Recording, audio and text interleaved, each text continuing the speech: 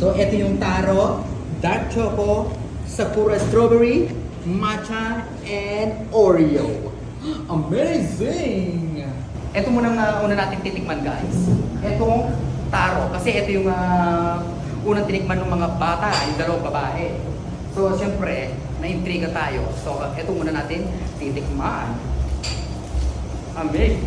And by the way, guys, ito, solo ang tawag nila dito is 20 pesos. Buy one, take one is 38 pesos. O, di ba amazing? Makaka-less na kayo ng 2 pesos. At least, di ba? So, isama niyo yung mga best friend nyo or yung mga partner nyo. Buy one, take one for only 38 pesos. Amazing! See? Taro flavor. Ay, ang sarap. Ang sarap. Ay, wow! Kuha-kuha talaga na yung taro, no? Guys, yung taro yun yung gabi. Amazing. Tama, ha? Ang galing ng pumili ng dalawang babae, no? Perfect nga naman. Taro. Next. Dark chocolate.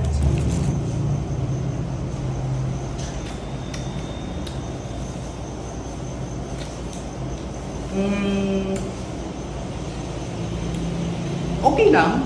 Eh kasi di ba chocolate napaka-normal flavor.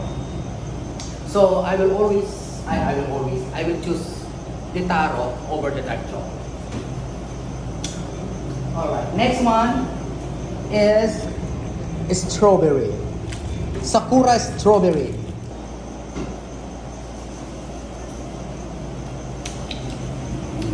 Ito, buti pa to.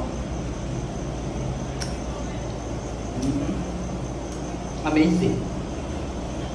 So, hiwalay natin yung hindi masyadong guys, ha? Yung dark chocolate. Well, kung chocolate lover ka, go for the chocolate. But for me, it's common. Next, alright, my favorite matcha, the Japanese tea.